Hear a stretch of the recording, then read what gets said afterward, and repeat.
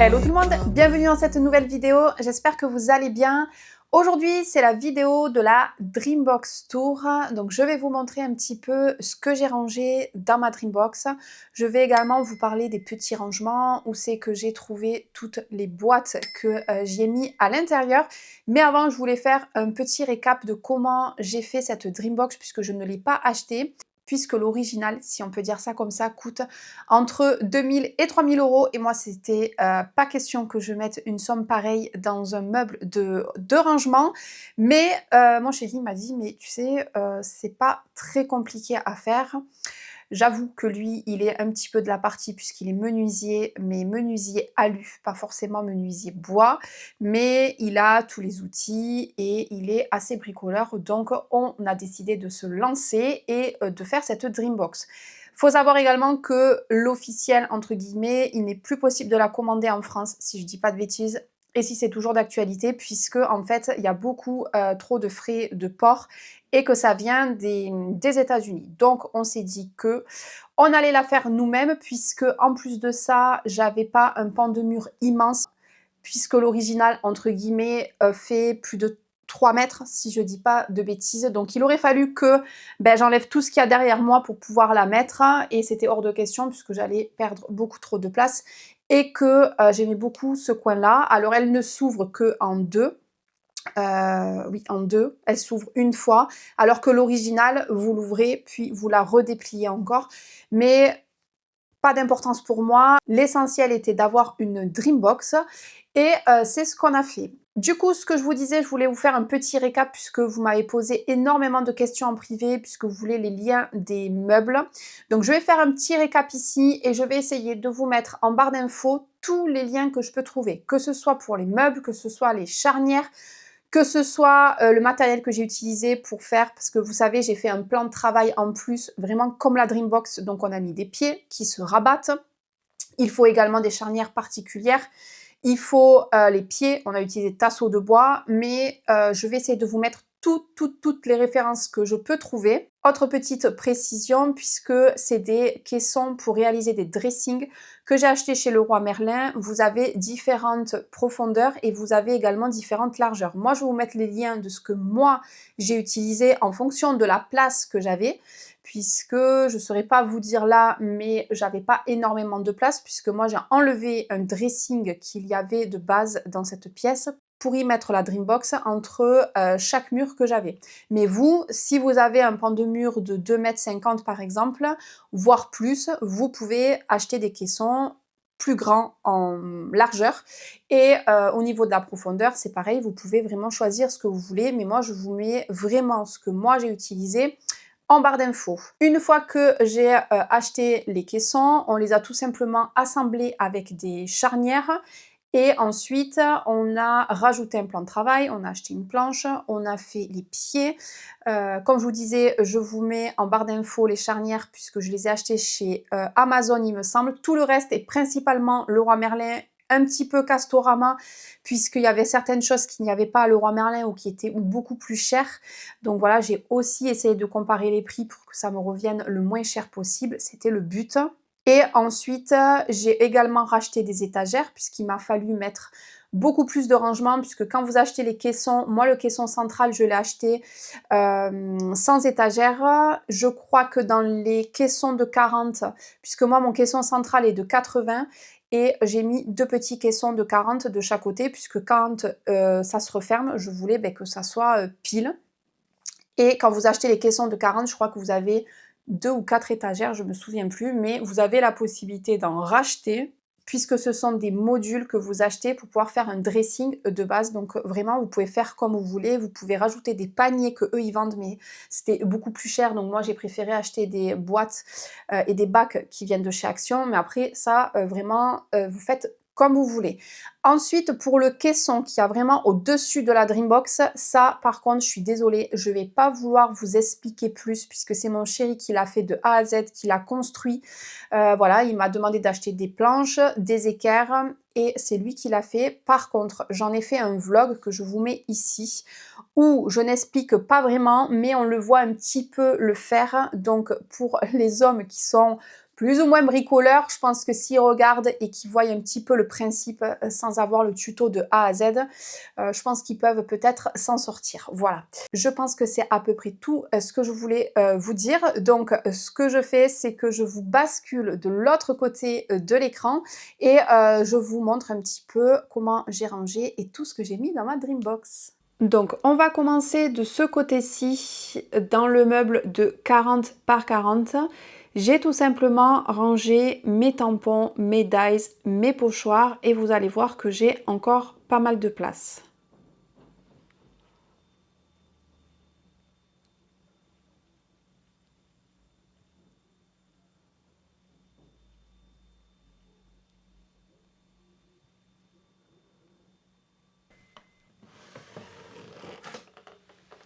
Dans les boîtes acryliques comme ceci qui viennent de chez Action, je range principalement mes tampons.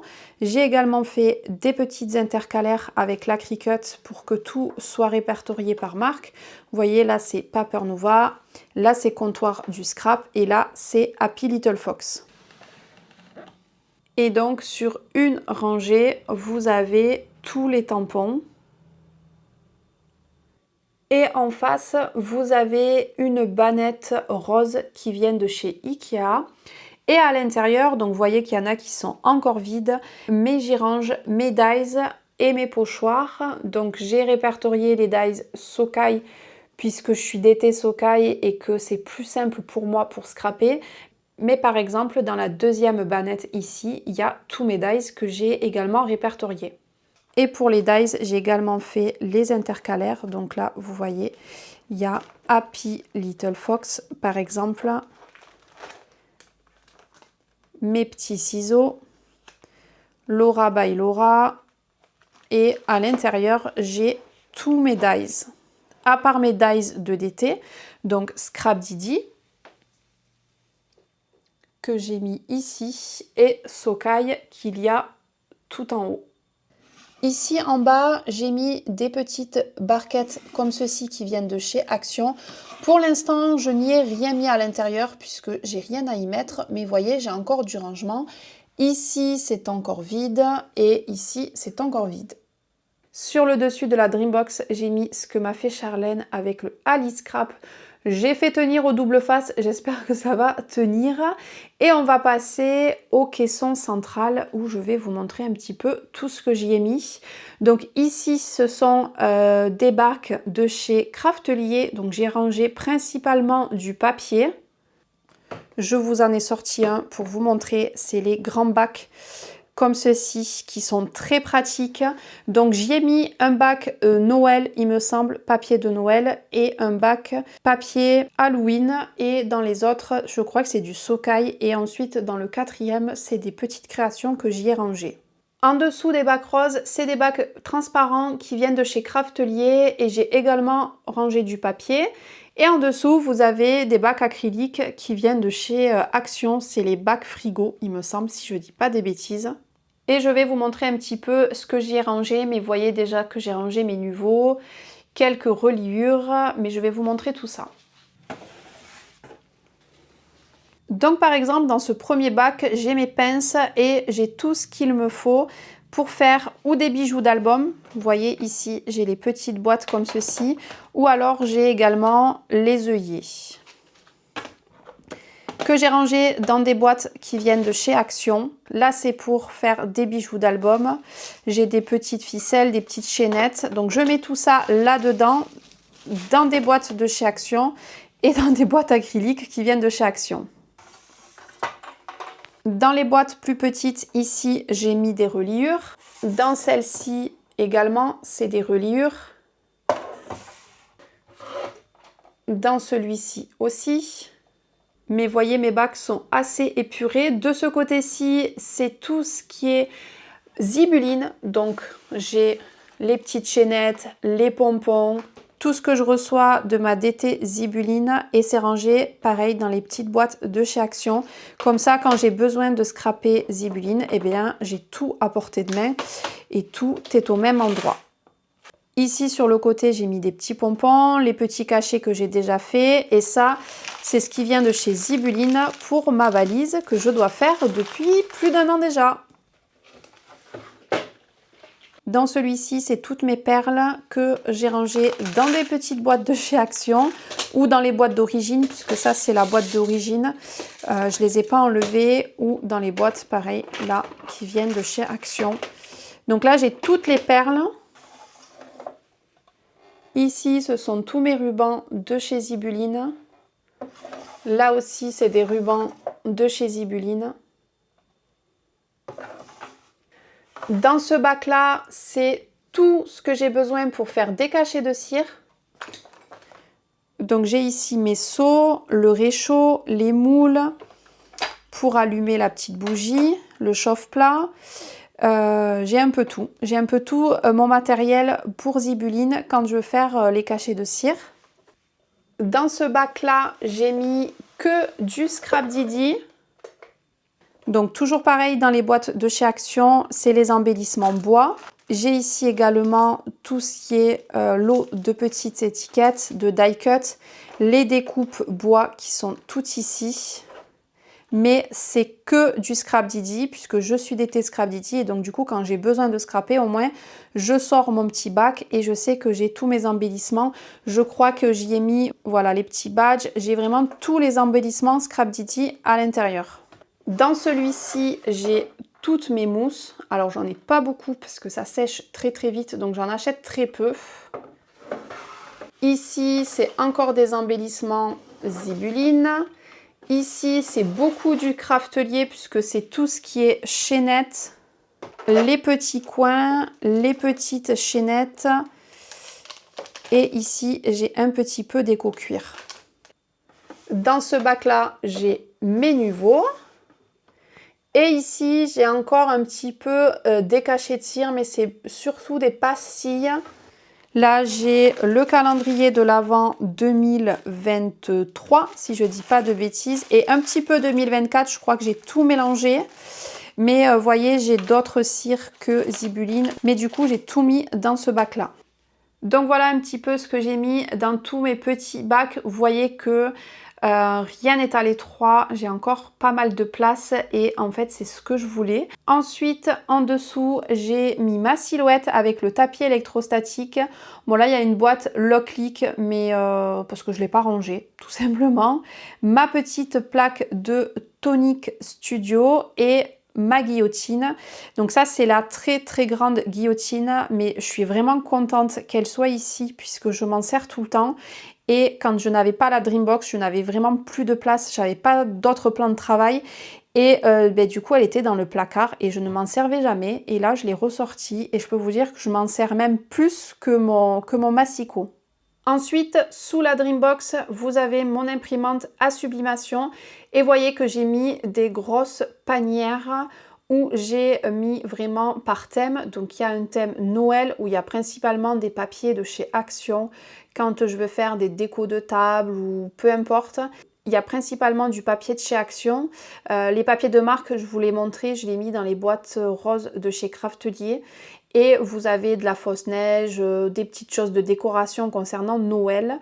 La bannette bout, c'est principalement Halloween. Là-haut, c'est pour tout ce qui est sublimation. Ici, ce sont des projets que je n'ai jamais terminés. Et là, j'ai fait un petit bac couture, même si vous aurez vu dans le Scrap Room Tour que j'ai ma machine à coudre qui est sur la desserte avec un petit peu de matériel qui est rangé sous la machine. Mais voilà, les petites choses qui me restaient, je les ai mis à l'intérieur. Dans ces deux panières-là, il y en a une qui est vide et une, c'est du matériel sur le thème d'Harry Potter. Et ici, ce sont mes mugs à sublimation. Il nous reste cette partie-ci à vous montrer. Ici, nous avons des bacs qui viennent de chez Ikea. Alors, je sais que les blancs, on les trouve toujours. Par contre, les roses, apparemment, ils n'y sont plus. Mais ça fait très longtemps que je les ai achetés. Je vais vous montrer ce qu'il y a à l'intérieur. Mais il y en a pas mal qui sont vides. Je crois qu'il y en a 2 déjà qui sont vides. Et ici, j'ai tout simplement mis mes Distress et mes mini pads de ink. Alors, je les ai mis dans les boîtes de Distress qui sont vendues chez Craftelier. Et j'ai fait en sorte qu'on puisse les mettre comme ceci. Donc là, il y a une deuxième qui viendra se mettre quand je retrouverai ces boîtes puisqu'elles sont en rupture pour l'instant. Mais normalement, mes distresses seront sur les 2 étagères puisque je pourrais y rentrer 4 boîtes. Et les mini pads ink, je les ai mis dans des boîtes comme ceci. Alors, je ne les ai pas en visuel, mais c'est pas grave. On ne peut pas avoir tout son matériel exposé parce que sinon, il nous faudrait des scrap rooms immenses. Mais en tout cas, au niveau rangement, je suis plutôt contente puisque en plus, par chance, elles rentrent comme ceci. Donc j'aurai juste à venir superposer les autres ici et je pourrais en mettre également ici. Dessous, j'ai mes boîtes de crayons de couleur, donc j'ai les luminances et ça c'est mes 2 boîtes de crayons de couleur aquarellables et en dessous j'ai rajouté des bacs pareil toujours qui viennent de chez Action. Je ne sais pas si vous aurez remarqué mais cette Dreambox, il y a beaucoup de choses qui viennent de chez Action. Donc dans celle-ci, c'est des petits pads d'encre que j'avais acheté au tout début que j'ai commencé le scrap. Et dans celle-ci, j'ai mes encres noires, blanches, Lastazone que j'ai mis ici. Dans celle-ci, c'est de la twine. Alors, il y a beaucoup de twine qui viennent de chez Action et je les aime pas du tout. Donc, un de ces 4, j'investirai dans des twine de meilleure qualité. Mais j'en ai pas mal. J'avais ça aussi, mais vous voyez, je ne m'en sers pas. Donc, je sais pas vraiment si ça restera là à terme. Et ici, à l'intérieur, j'ai mis mes reliures de la Multi-Cinch. Celui-là, il est vide. J'ai juste mis les plaques de la Mini Evolution qui est sur un panneau, panneau Scadis. Et en dessous, vous avez ma Big Shots. Vous avez la Cinch.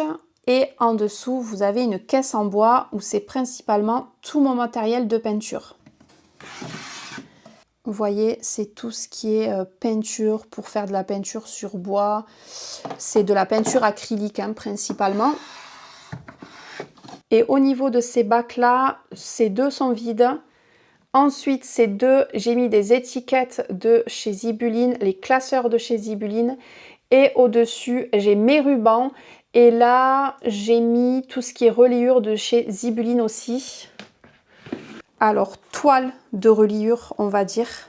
Et vous voyez, dans celle-ci, c'est tout ce qui est ruban. Voilà pour ce room tour de cette Dreambox. J'espère que cette vidéo vous aura plu.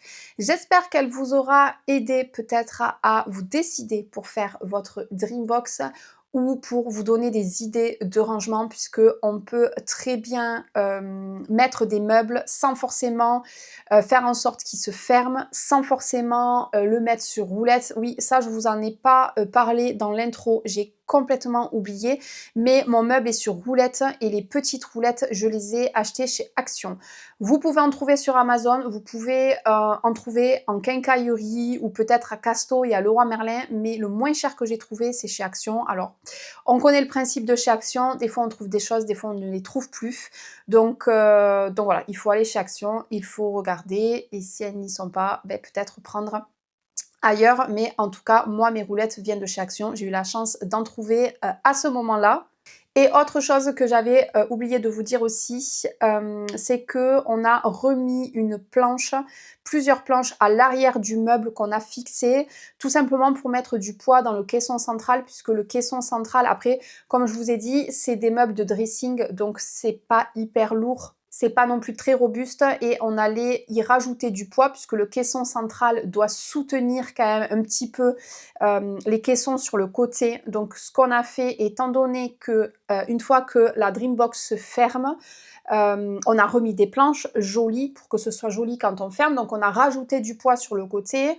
Donc mon chéri m'a dit, je pense que c'est mieux qu'on rajoute du poids à l'arrière. Donc on a remis une grande planche épaisse. On en a mis 2 puisqu'il me semble que une grande, on n'a pas trouvé. Après, c'est à l'arrière, donc ça ne se voit pas du tout. On les a juste assemblés et on les a fixés derrière le meuble pour que vraiment le meuble soit un peu plus robuste et que ça ne se casse pas la figure. Et autre chose que j'ai également oublié de vous dire, oui, parce qu'on en a eu des galères pour faire ce meuble quand c'est la première fois. Il y a plein de choses que mon chéri a pensé, mais il y a des choses aussi dont il n'avait pas pensé. C'est que si vous rajoutez des étagères comme moi j'ai fait en dessous, vous savez, vous avez le caisson central, vous avez avez votre plan de travail que vous allez rajouter et en dessous, vous avez des étagères. Eh bien, il faut les redécouper puisque quand vous allez rabattre votre plan de travail, avec les pieds qui se rabattent, ça fait une épaisseur et si vous ne coupez pas et raccourcissez pas vos étagères, eh bien, votre meuble ne se ferme plus. Voilà. Donc, c'est des petites choses comme ça. Après, c'est pas des choses très, très graves. C'est des choses que vous allez vous rendre compte au fur et à mesure que vous allez construire votre Dreambox en fonction de celles qui souhaitent la construire et la faire soi-même. Après, pour celles qui ne veulent pas se le tenter, j'espère quand même, comme je vous disais, que ça vous aura donné des idées de rangement, de bac, de voilà. Tout est adaptable si on réfléchit un petit peu parce que je sais qu'on est un peu toutes comme ça, qu'on se creuse la tête pour trouver du rangement et gagner au maximum de place. Donc voilà, j'espère que cette vidéo sera assez complète. J'espère qu'elle vous aura plu. Je vais vous laisser là puisque je pense que je vous ai assez papoté. J'espère que cette vidéo vous aura plu et je vous dis à bientôt dans une prochaine vidéo. Bye bye!